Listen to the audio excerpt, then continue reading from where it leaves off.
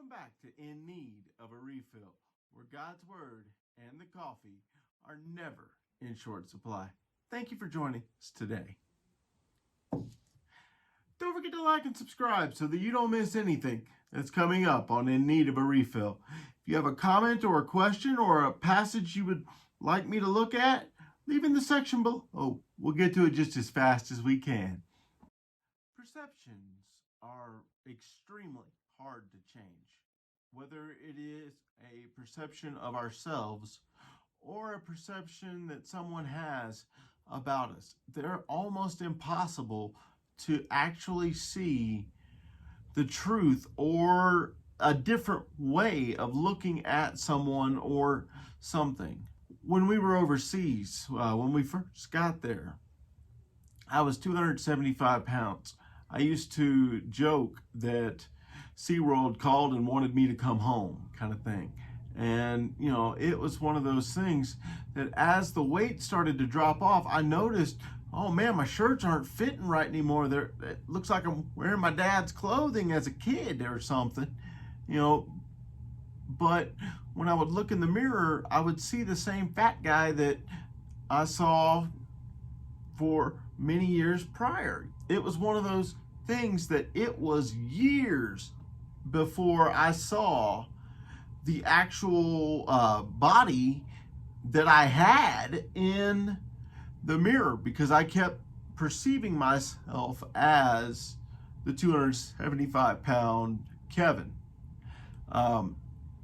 Perceptions about others is the same way. Today we're going to look at part of Ephesians chapter 3 and also part of Ephesians chapter 4 and see how God was going to make a community out of a bunch of folks that, well, quite frankly, had very little in common.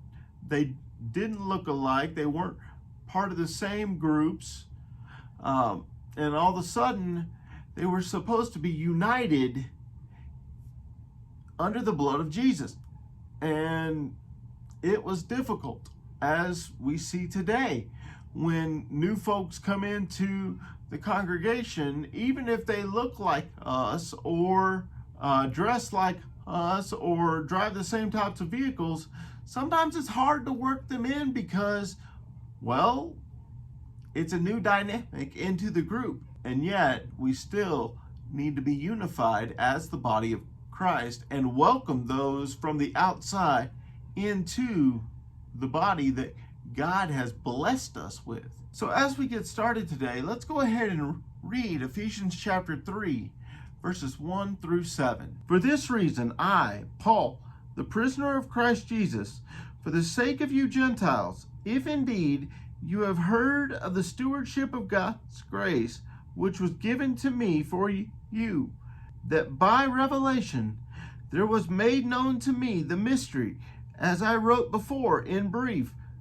By referring to this, when you read, you can understand my insight into the mystery of Christ, which in other generations was not made known to the sons of men, as it has now been revealed to his holy apostles and prophets in the Spirit. To be specific, that the Gentiles are fellow heirs and fellow members of the body and fellow partakers of the promise in Christ Jesus through the gospel, of which I was made a minister, according to the gift of God's grace, which was given to me according to the working of his power. Okay, so Paul was made a steward of the grace of God. He was supposed to go and help others to understand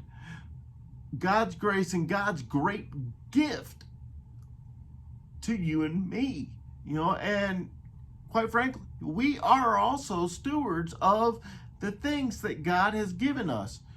They don't truly belong to us. They are God's things. We are just supposed to use them to glorify him.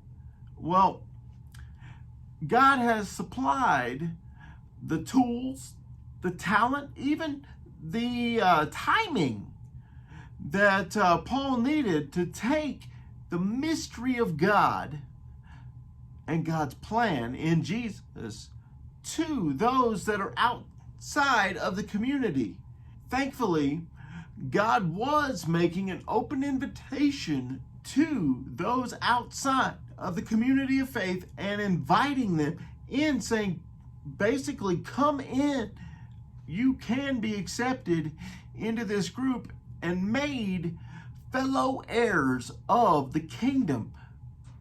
It doesn't matter what race you are, what ethnic group you are, what socioeconomic group, it doesn't matter. God was making an open invitation, and that open invitation remains even today. Those that are on the outside looking in can come in and be added to the church because God loves them as well, and He wants them to come to Him. Let's go ahead and consider some more of this. We're going to read Ephesians chapter 3 verse 20 through chapter 4 verse 3. Let's go ahead and read that together. Now to Him who is able to do far more abundantly beyond all that we ask or think, according to the power that works within us, to Him be the glory in the church and in Christ Jesus to all generations, forever and ever.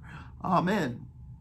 Therefore I, the prisoner of the Lord, implore you to walk in a manner worthy of the calling with which you have been called, with all humility and gentleness, with patience, showing tolerance for one another in love, being diligent to preserve the unity of the Spirit in the bond of peace. Okay, imagine this for a moment. You've got two groups of people that have very little in common. They've got issues with one another, economic issues, historical issues, whatever the case may be. They don't like each other. Maybe they don't despise each other, but they at least don't like each other. Okay? And God is saying these two groups are now going to be one group under Jesus. How in the world is that going to take place? I mean, that would be like the Americans in the 1700s saying to the British that we were seeking to leave. It's okay. We're brothers. We love each other. It's all good. It's all good. You know, I mean, that's just, well, I can't imagine that would work real well. You know, I historically speaking anyway. But notice what he said in 3:20 and 21, that God was the one that was able to make all these things happen. He specifically says, to Him who is able to do far more abundantly beyond what we ask or think, according to His power. You see, this one group was not man-made. This one group was united through the Almighty God, period. Now, we as people have to learn to deal with one another. We have to learn to treat each other well. We have to learn to love one another. Yes, that's very, very true. But when we look at it and say, I just can't do this, well, the truth of that is we can't do this, but God can and does make it possible. And through His power, through His mercies, through His molding and changing us, it is possible because God is able where you and I are not able. But with this new group, things had to change. No longer could we walk the way we walked.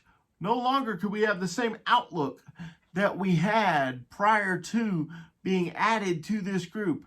We had to walk in a way that would bring glory to God. We had to look at things the way that God wanted us to look at them, have the same priorities that He had and has for His church. See, here's the deal. The new measuring stick is not money. The new measuring stick is not status. The new measuring stick is Jesus. Do we measure up to Jesus? And honestly, if we take a moment and think about it, the easy answer to that is absolutely not, except because of and through His own grace that He gives to you and I.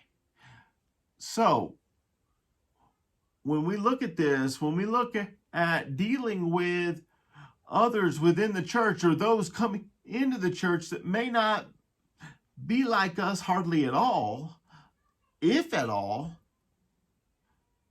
we know that God can make it possible for us to bless one another and to honor Him together as one people. You see, this worthy of the calling thing, that's absolutely important. We are supposed to be aiming at unity. It's not me and occasionally you. It's us together. It's combined. It's family. Where once it was each man out for himself, now it's us out for one another, helping each other to grow in the grace and the knowledge of our Lord and Savior Jesus Christ. But to do that, we have to walk like Christ. We've got to do things His way. And that means humility. That means we've got to be gentle. We've got to be patient. And I'll tell you what, that is absolutely tough. But if we can do that, if we can walk with humility and gentleness and patience, our differences will at least kind of go away, because we'll be able to work through them together, and we will put one another ahead of ourselves. We will seek to glorify God by treating our brothers and sisters as brothers and sisters instead of the guy down the street, so to speak. Let's go ahead and continue reading verses 4 through 7. There is one body and one Spirit, just as also you were called in one hope of your calling, one Lord, one faith, one baptism, one God and Father of all, who is over all and through all and in all. But to each one of us grace was given according to the measure of Christ's gift. If we are going to unite, if we are going to peacefully be together, and not just a random Sunday meeting, but actually be a family peacefully together, then we've got to do this God's way. We've got to look at the church as a body, one body, not this congregation, that congregation, so to speak. This congregation out for itself, that congregation out for itself, this family out for itself, that family out for itself, but one body seeking to serve God together, seeking to grow together. One Spirit, the Holy Spirit that's been given to you and me, that helps us to grow, that helps us to change, that helps us to be what God wants us to be. One hope of our calling, one Lord, not many, one. One faith, one baptism, and one God and Father of all. Those are the things that we unite under. Those are the things that will make us a rock solid group. Now, if we choose something else to unite under, it may work for a little while, but it will not work after a while. I mean, we could choose to unite under anything, you know.